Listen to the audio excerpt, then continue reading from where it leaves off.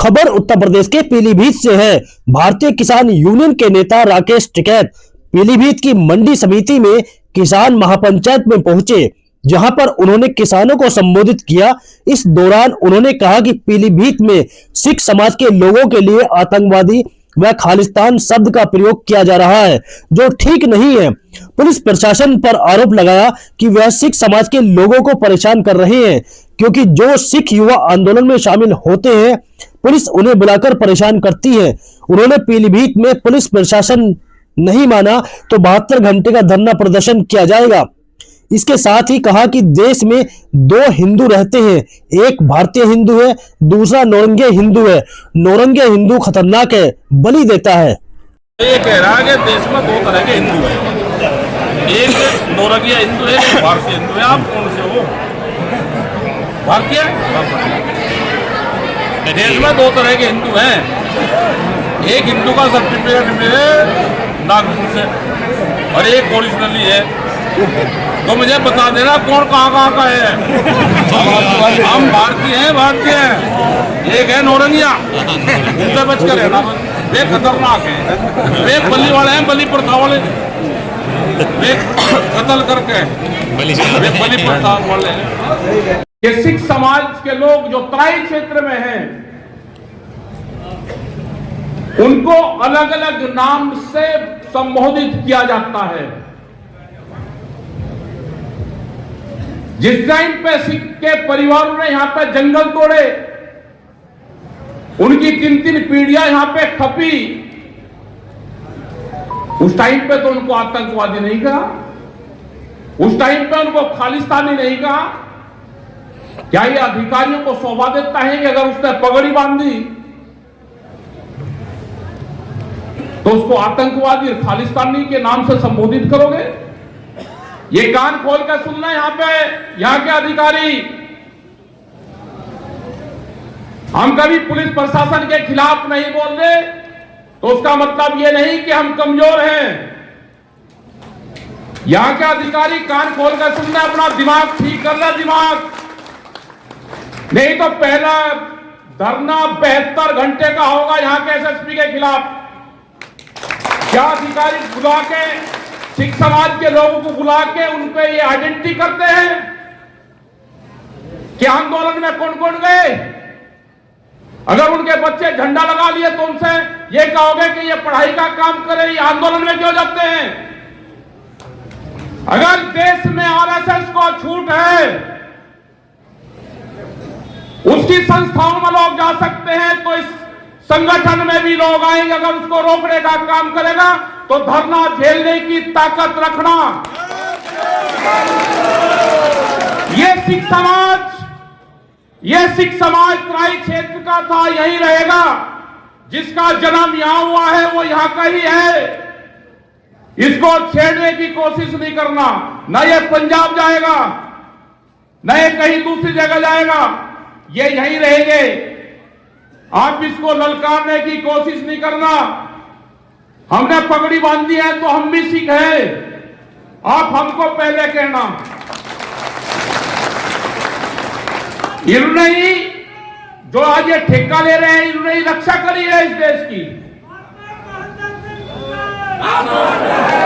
अगर यहाँ के प्रशासन ने कुछ कहा तो 72 घंटे का धरना पहला होगा, पहला।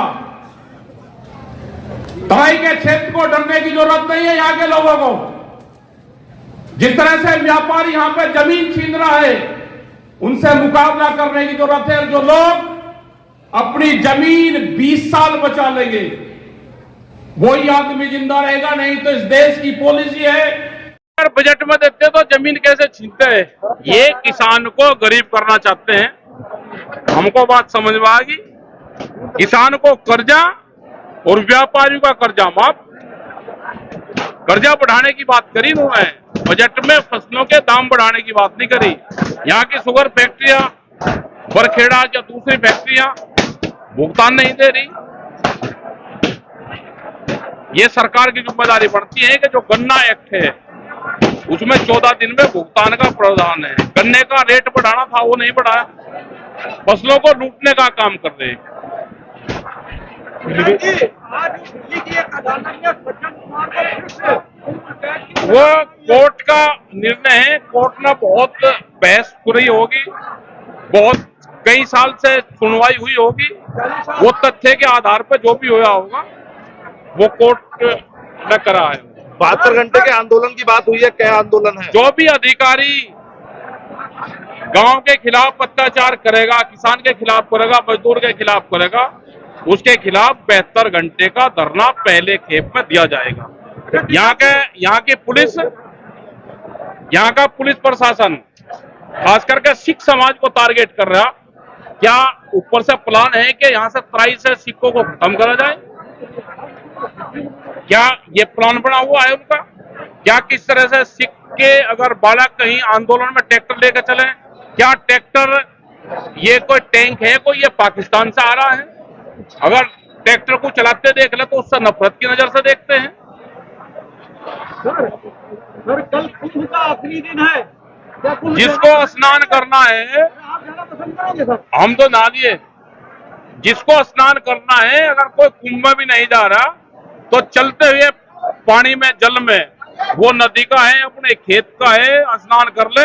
अगर नहीं किसी ने करा तो ये उसे जीण नहीं देने गए, उसे ताने मारेंगे। ये अभी आपने कहा देश में भय का माहौल बनाया जा रहा है, कौन बना रहा पूरा है? बेकार माहौल भारत सरकार बना रही है।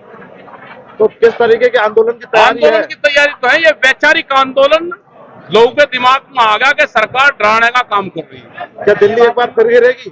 दिल्ली नहीं गिरे तो थाने तो गिरेंगे, अधिकारी तो गिरेंगे। दिल्ली जाएगा क्यों गिरे? सरकारी दफ्तर तो यही है, यही गिरेंगे। भूख हड़ताल पे रहे, भूख हड़ताल पे हम भी गए वहां पे, और हमने 6 मेंबरी कमेटी बना रखी है वहां पे, वो उनसे लगातार संपर्क में है। और 19 मार्च की दोबारा भारत सरकार से उन जत्थेबंदियों की मीटिंग है। अभी आपने जाके पुलिस बता रही है सिख लोगों को, आपको बताना चाहेंगे हाल ही में यहाँ इनकाउंटर हुआ, 3 लड़के वो फर्जी तरीके से पंजाब से जाए गए थे वे लड़के, उसकी पूरी जांच होनी चाहिए। कौन एजेंसी है जो जांच करेगी?